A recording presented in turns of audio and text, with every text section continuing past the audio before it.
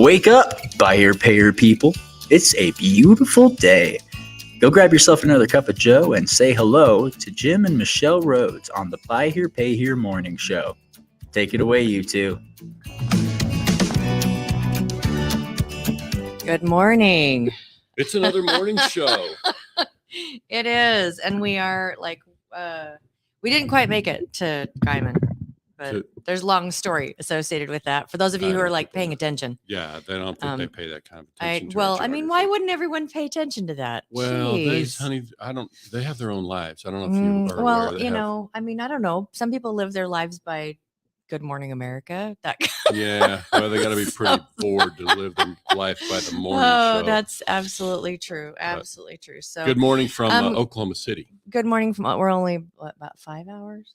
Yeah, five hours away. So, just shout out where you're listening from, and good morning, and we love to hear where people are tuning in from. Yeah, we at some points in the wintertime, we've asked you to tell us your wake up temperature. This morning, I would ask you to tell us compare wake up wind speed. We got high winds in Oklahoma. So it is like in the 60s, which is lovely. It's mild. Winds are out of the south. Yeah. But I was told her when we got out of the car, welcome back to Oklahoma, the wind. I grew up with Oklahoma wind. So sure. Yeah. So I'm not going into. I ended up getting food poisoning over the weekend. That's what took us a little bit further, a little bit more time than we had anticipated. Yeah, poor thing. She slept for most of 24 hours on Saturday. Yeah. Miserable. Yeah. So still, it's like, do I want coffee? Good morning, George in Arizona. Chris Major in Central Texas. Chris has sent some of that wind up this way. Yeah. Hugo, chilly 56 or 66. Tyler Simmons, good morning. Yeah. You're not going to get a lot of sympathy on that 66 Hugo. So no. Yeah. Some folks up north are probably frozen. Yeah. We saw. Go ahead. I was going to say, we were chatting with a dealer friend up in Cincinnati. You didn't even know that Ohio dealer was at the game in Cincinnati last night. And it looked pretty chilly. Everybody's pretty bundled up for that game. The Bengals? Bengals game? Yeah. The Bengals we kind of watched it a little bit. Michelle nodded off, and I finished watching the game. So the Bengals fans went home happy. I can sleep through anything, can't I? Yeah. Pretty much. Jeans and shorts. Yeah. What a battle. Yeah. Well, thanks for tuning in on a Monday, especially. We've got an interesting topic today. We probably got a couple announcements we need to get to before we dive into that stuff. But we're just a little more than 2 weeks. 2 weeks from tomorrow, we do our webinar on let's see, what is that subject again? We got Troy coming to talk about story branding. So we're going to talk about how to tell your story in your marketing and win more customers and more sales that way. So that'll be a good one. Yeah, it will be a good one. Tommy Brandis, shorts all the way. I had a friend. I'm sorry, I'm squirreling. Oh yeah. I had a friend that worked for UPS out of Salt Lake years ago, and it was like this competition amongst all the UPS drivers to who could stay in shorts the longest. And he lasted all winter. Wow. I know. Wow. Okay. It gets. He won money. I mean, hey, if money's on the line, if it's a decent enough amount of money, it's like I can handle all the copays to the emergency room. Yeah. No problem. Yeah. Yeah. Yeah. I got to say though, bare legs is different than a bare upper body. So, Yeah. It's like it looks like we're getting a lot of weather's good here. Weather's good there. Weather's good everywhere. Yeah. Excellent. Okay. Yeah, we should be down in Texas. They've got a bunch of our friends and colleagues are heading to Dallas today and yesterday for the board meeting for NIADA. So, right. Yeah. Midweek this week. Yeah, that's true. Yeah. Yep. Very good. All right. What are we talking about today? We got a big subject, man. I'm really taking a big bite here. And I have to throw a disclaimer out on the very front end of this. We're going to talk about numbers, and I shouldn't be bringing numbers to the morning show under the influence especially on a Monday. Well, and under the influence of sinus medication. Oh my goodness. Right? Yeah. The minute we hit the border into Oklahoma, he's like, oh my goodness, what's going on? Yeah, and started sneezing. And he woke me up last night sneezing. Stopped and bought nasal spray. So it's one of those kind of things. But anyway, you'll hear a little bit of my voice. And so the numbers, anytime we talk numbers, I mean, we made the decision on the topic last night. I pulled the numbers together quickly this morning, And we've got some numbers to share on the screen for those of you. Some are listening in the car, won't be able to see the numbers, but whatever. We can read them. Yeah, we can kind of talk through them. But yeah, I think this is an important thing to think about. We get this quite a bit in our conversations with clients, either when we're working with new dealers that are getting in the business. You hear a lot of chit chat on social media about this subject, and so we really wanted to just take it on as a way to say let's just break down some numbers. Let's get down to the numbers and see what the numbers will tell us about this subject. Because in particular, we've been working with a client recently where they have had a pretty consistent down payment range, throughout their business life. They're reassessing their business model and looking to create more volume. And so among the things we've been contemplating is if we moved the down payment some, so we allowed more customers to access financing, does that make sense for us? So as we start modeling that out and making a judgment, and we're making recommendations to the client. And by the way, today, I'm not making any recommendations. I'm not advocating one business model over the other or business strategy for our purposes today. I'm just laying out numbers, and let you guys look at the numbers and you did a poll last week on percentage that people charge for their down payments, and it was predominantly around the 10 to 15%. Yeah. And we have a number of clients that are below 10%. That's another thing that prompted the conversation. There's been some conversations asking, around that. Is that too little? Some of the capital providers are suggesting that might be low. And so it's like it's a question for me, it's really a business decision and the numbers don't lie. And I'll just tell you in advance, what we're doing here today is not exactly an apples to apples comparison, because everybody's a little bit different. Well, yeah, these are just numbers though. But what I'm saying is it's also not an apples to oranges comparison. It's more like Macintosh apples to Honeycrisp. It's like there's some slight variations here, So all of a sudden our viewership goes down to zero. Really? Yeah. No, I mean, but it's relevant. It's relevant. And Jim was running numbers this morning and said, come over here and take a look at this. And because Jim has spent 20 plus years working with clients, and he's got some charts and spreadsheets that have a lot of formulas in them that kind of will spit out certain numbers. You add the important pieces and it'll just spit out the numbers, and it'll track it, 1 year, 3 years, 5 years out. And so you can kind of see, if we track with this, what will it overall cost us? What will our cash flow? I mean, all of the stuff. So some of the stuff that he's going to show today is something that we use with our clients. But we're kind of going to let you in behind the curtain a little bit. And see some of the stuff. So I'll show just quickly on the screen. I don't want people to get too bogged down because there's a ton of stuff that what I'm going to show you. For those of you who are listening, we'll try to speak the things. Yeah, we'll for tell those you of you who are watching on the screen. Yeah, this is a first for the morning show. We can show live spreadsheets, but basically, Jim's got a twinkle in his eye because he loves spreadsheets. I must. I work with them a lot. Yeah. But so this is actually something I built in 2005 for my own dealership, and I built it out of frustration. I couldn't find anything in the marketplace that would do what I wanted to do. I've told the story about how I had a snowy stretch when I lived in North Texas, and I just kind of buried myself into the spreadsheets, and I just built something that would let me do year over year comparison. So we're not using the year over year differences. Everything's locked in because we wanted to be able to choose just a couple of variables here and see the impact of that. So before we start showing the spreadsheets, let's talk about the variables and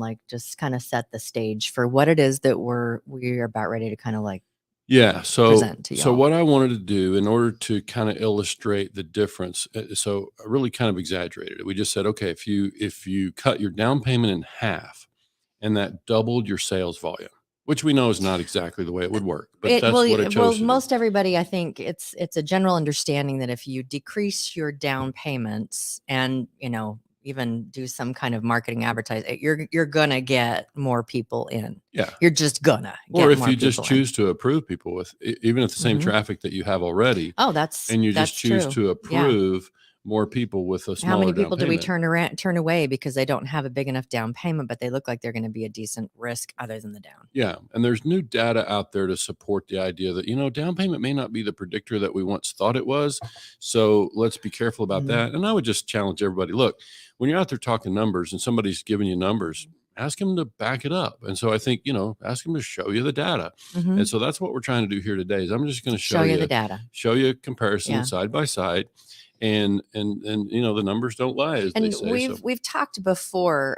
Our friends at Neo, they've been tracking success of deals based, and they'll run numbers based on down payment. And what Naveen and the folks there have said very firmly is that your down payment has no bearing on the success of a loan. Well, I'd be careful about that. I haven't heard them say exactly that, Okay. but I think they're saying it's not as predictive as we first thought. Just because you're taking less down payment, I apologize. Let's be careful about what we say on their behalf. But basically, sorry, Naveen. Yeah, no, they basically they're just saying, and there's just like I say, just get inside the data, look at the data for yourself, and make a judgment of what makes sense for you and your business.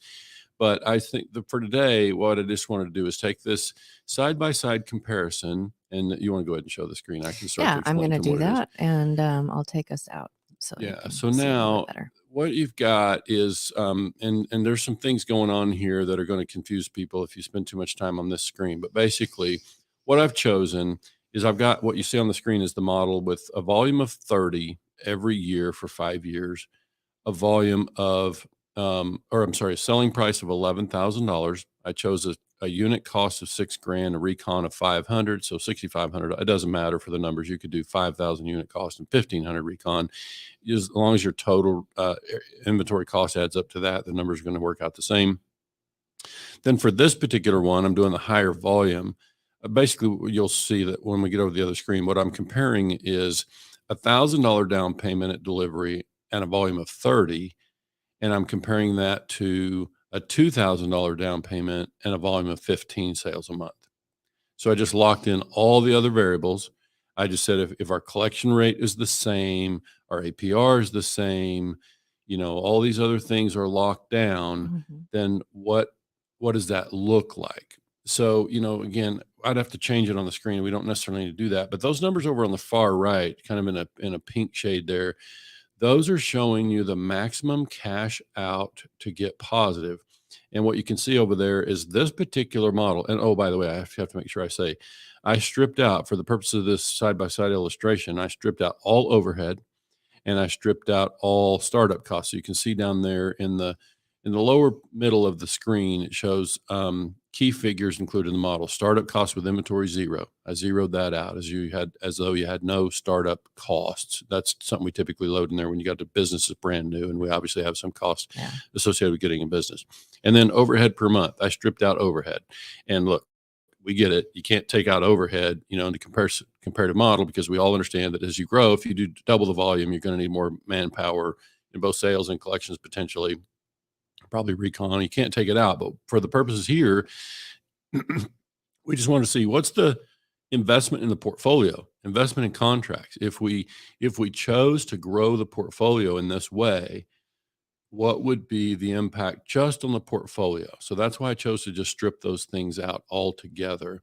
And in the lower right-hand corner, they're kind of in green. It gets you a little hint of what we try to do for clients. We try to help them understand from a cash flow standpoint, how many contracts do I need to cover overhead? How many contracts would I need actively paying me to cover costs of replacing inventory, et cetera, et cetera. So again, that's what this cash flow modeling tool is built to do. And mostly it gives us a chance to compare side by side, or I'm sorry, year over year. Like if I wanted to show the impact of reinvestment and I wanted to take my positive cash and boost my volume, in year 3 and year 4, then I could do that with this modeling. So that's what you're seeing on the screen. But I think we can go ahead and take people over to the other sheet. Let me share that on the screen. I think you can just leave it where it is and I'll share it on my side. And so now, you want to enlarge that a little bit, and then we can. Yeah, I think it is to do that in a way that's down there. Yeah, there you go. Get back to the top of the sheet. So this is cash, profit, and receivables comparison. And it's just that scenario that I talked about. We're going to double the down payment and cut the volume in half, or flip that around. Flip it around. But again, this is funding of contracts only. It excludes overhead, just for the sake of illustration. And of course, it includes startup costs.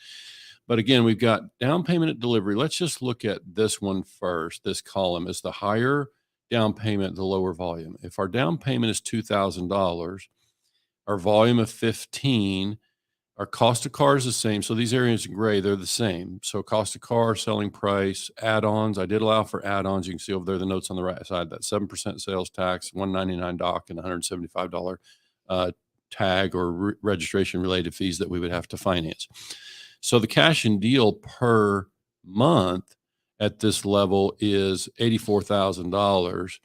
That's includes add-ons. So we would be funding 15 contracts a month with that kind of cash and deal. That's about $85,000 in cash and deal.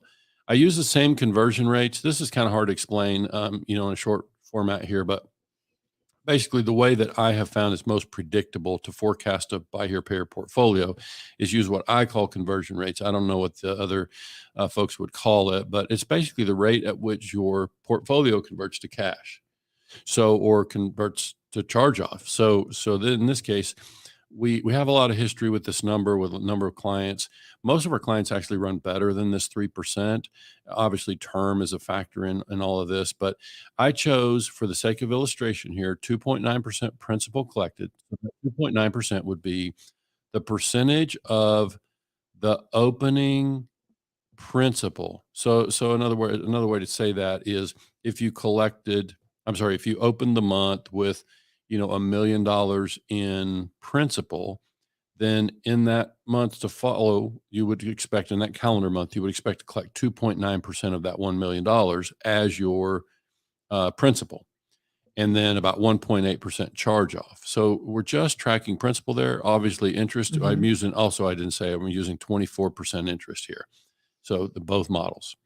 So now what it shows then is we continue to go down there. The results you'd be interested to see said the funds required to reach positive cash in the scenario where, let me do something where you do the half, so everybody can see make sure we know what we're comparing. Let me just freeze these panes. This is cool how we can do this on the fly, huh? Mm-hmm. So I'm going to freeze that right there so you can still see it as we go down and remind yourself what's what. So now the results, the funds required to reach positive cash was $868,000 in cash to get positive. Okay, so that basically that's. I need to go back and look. That's going to include income tax. Okay, so we need to address that because I did allow for income tax in this scenario, and so you got about a 35% income tax built in there. And so that's important to consider. But now at that volume, we need about $868,000, and it's going to take us about 14 months to get cash positive. So again, no overhead factored in there, but it takes about 14 months of just funding contracts before we get to generating positive cash that exceeds our cost of funding cars in at that volume. I find it interesting that the 30 at 1,000, it's only a month more to reach positive cash flow. I mean, it's another million, but it only takes a month more if you can get that. It's kind of telling. It takes a lot more cash. You can see it takes 2.1 million almost to get to that place. So then we have to ask ourselves, is it worth it? So that's what this analysis was really looking at. And of course, we have to think about, okay, but will the loans perform better? If I do 30 deals a month and I only get $1,000 down on those, will the loans perform as well? We don't have that data here. Yeah, it's interesting. Tyler and I was waiting on putting this down. He says our down payments have lowered from 12 to 13% to 8 to 10% over the last 3 years, and we ended 2022 with the lowest amount of charge-offs year to date. Interesting. Okay, yeah. So that's kind of ties into what we're talking about here. But obviously, what's happened with the down payments shrinking is more likely the selling price has come up. Down payments may or may not. The actual dollar amount of the down payment, which again, this is hard. This is in a conversation like this, there's so many variables here that we have to consider. So that's why I just wanted to lock down as many variables as I can and just say, let's just look at the math on if the portfolios performed the same let's just look at the results.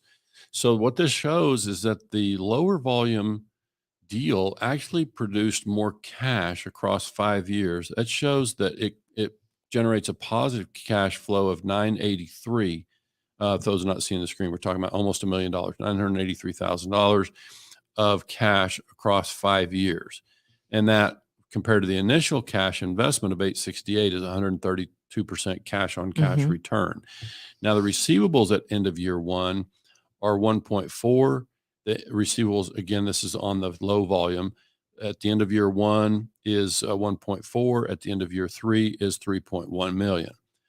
Now that receivables against the initial cash, that 3 million at the end of 5 years relative to the 868 invested is 352% receivables return. I did not get time to look at the actual profit generated by this, but that's worth looking at here. You're going to have more, you generate more contracts, you're going to have more profit, you're going to have more income tax, right? So this is all things to think about. And this is why we want you to talk to Amanda and Hugo Sanchez and talk to your CPA and involve them in this. But it's first, as you're deciding your business model, because you have a chance to influence this, but you want to do it in conjunction with your CPA and make sure your financial plan, because this is all part of business modeling and strategy. And what strategy will make sense for one is not going to be the same as for the next person, right? So we have to really be careful about that. But just for those listening and not seeing the screen, I'll take you through the numbers on the other side.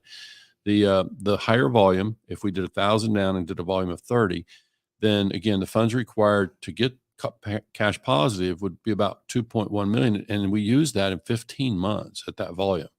Obviously same cost to car, same add-ons because our selling price is the same, and we just have less down payment. So we got more risk per contract and we're doing a lot more of them. Okay. So that's why we need 2.1 million to get cash positive.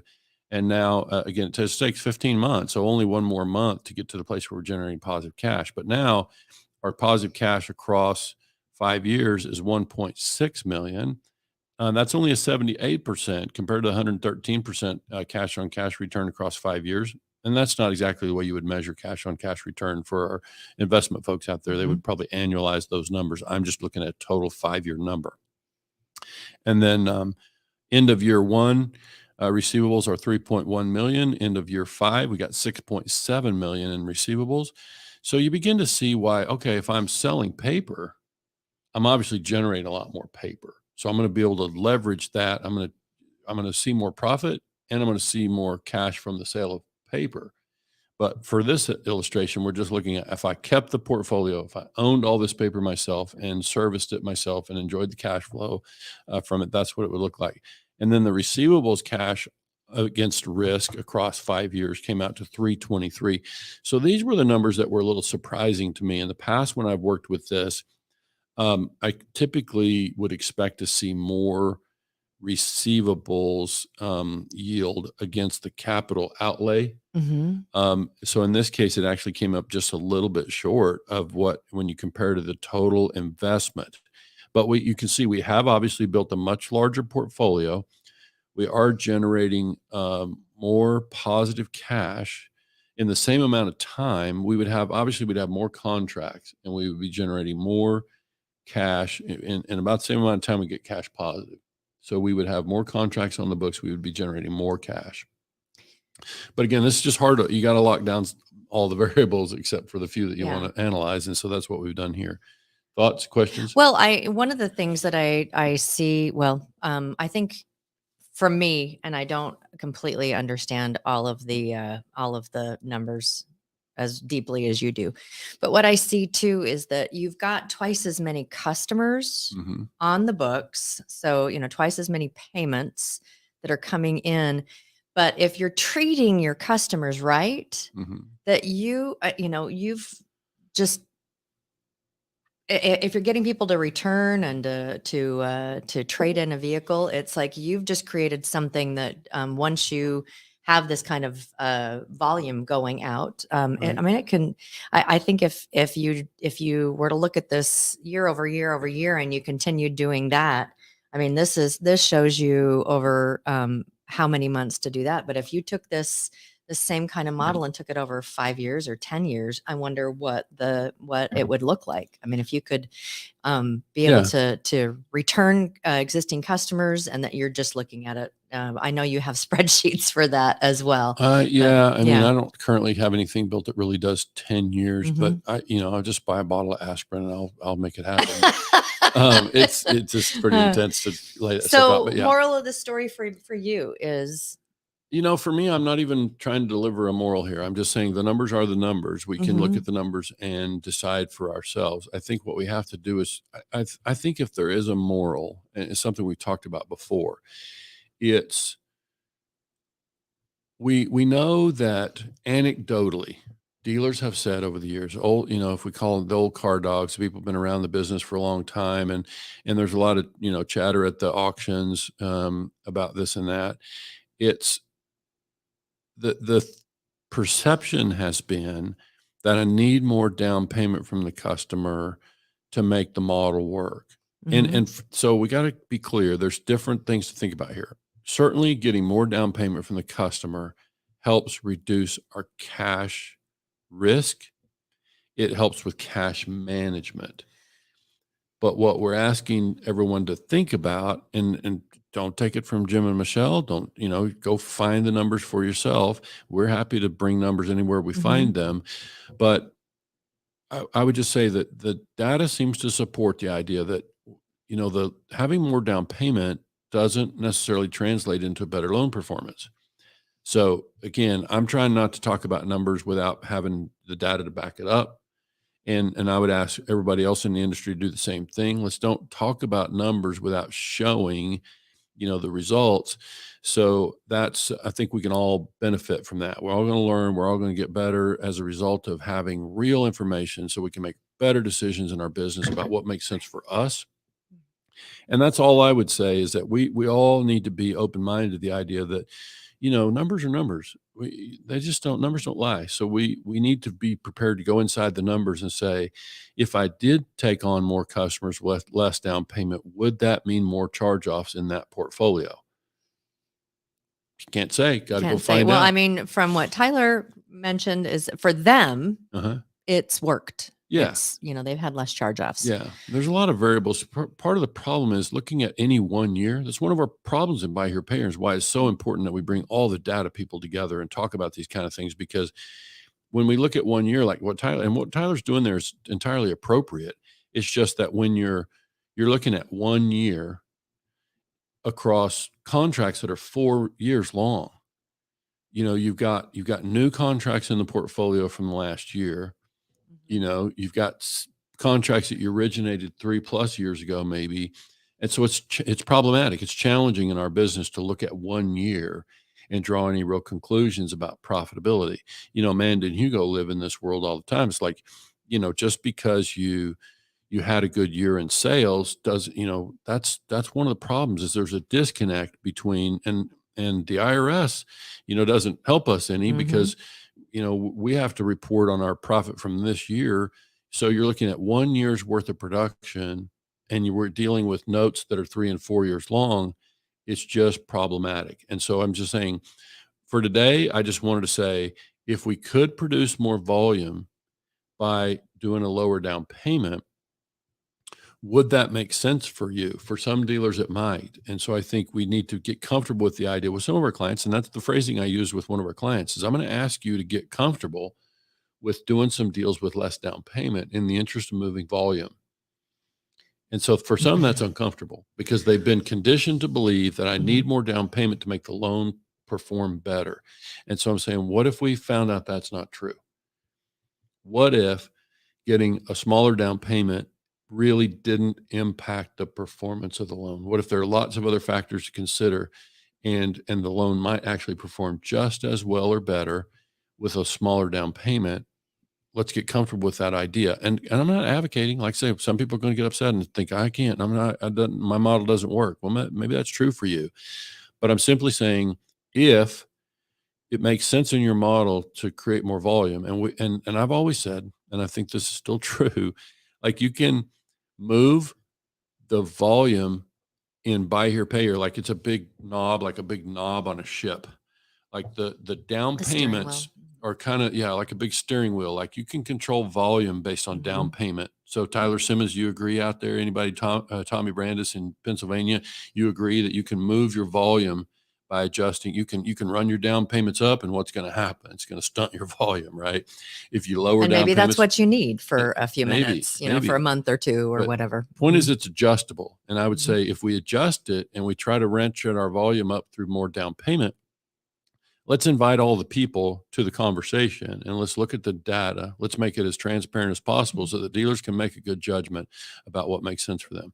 So I haven't read that yet. So Facebook Tyler's user earlier said, do you have any performance metrics to show the lower down payment performance versus the higher down? I don't, but there are folks in the industry that do. Like the problem with Jim and Michelle's data is that, I've got many years of data, but it's kind of disjointed. We've got small little data pieces here and there, and some of it's outdated, and we don't have long continuous pools or massive pools of data. So we're not the right ones to try to make that case, but we know the people, and we're inviting them all to the stage, to the microphones and whatever, to bring the data, and let's share it with dealers and help them understand.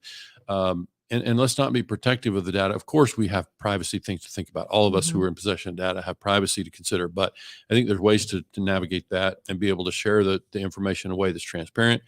And so what this does is it lets us help dealers make a better judgment, because I got to tell you, this is unprecedented times we're in with Buy Here, Pay Here. People are having to adjust their business models, and too often they're having to do it on limited information, and it's a little bit uncomfortable for them, and rightfully so.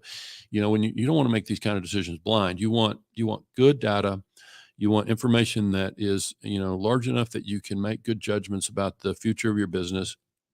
And so that's what today's about. It's just kind of laying it out side by side, and you can make sense. Does that kind of adjustment make sense for you? Obviously, again, we've exaggerated it. We just said, cutting your down payment in half to double your volume. That's not exactly the way it would work, of course. But in order to kind of make the illustration make sense, we just chose to do it that way. But that's the kind of the thing that we have to think about in Buy Here, Pay Here. And, Tyler's out there living it every day. Tommy's living it back in Pennsylvania. I mean, they're just dealers across the country that we talk to all the time that are having to make this judgment. And the good news is there are people that are compiling more data. There's artificial intelligence is definitely moving in our favor in the deep subprime auto sector.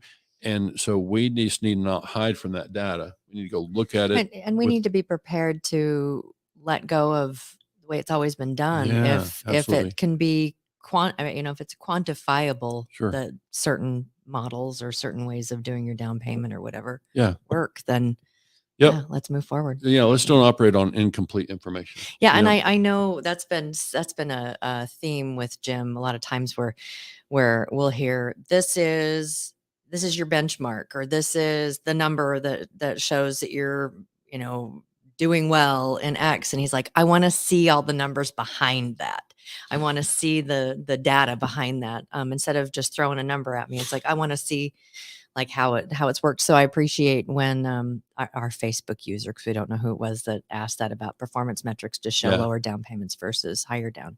Like, our data is just, like I say, it's just too many small pieces of data. It's not big, massive amounts of data. So that's the problem on our side. But again, I hope folks enjoy the conversation. You can expect more of this kind of thing from me. And in the future, I will do it without the influence of sinus medication. So and we're putting together, we've got this day-long event that's happening the end of March, which is going to be about blue sky freedom within your business. And we've already started putting together the high level overall theme of what we're going to be doing for the next one, which will be sometime around June, which is going to be about deal structure. Right. And bringing all the experts in, and let's just have a really good, solid conversation about deal structure. We're going to ask them all the questions on your behalf out there. So all right. Is that it? That's all I have. I'm just so done. I'm so done. And I think he wants to go. I think he wants to go take a nap now. So we're gonna let Jim go take a nap. Yeah. I'm gonna find more coffee. Is what I'm gonna do. Oh man, it's all downstairs. We'll just go grab some. Hey everybody, thanks so much for joining us today. Happy Monday. I hope you guys have a fantastic rest of your week, and we'll see you on Wednesday for White Hat Wednesday. We'll talk to y'all later. Have a good one. Thanks.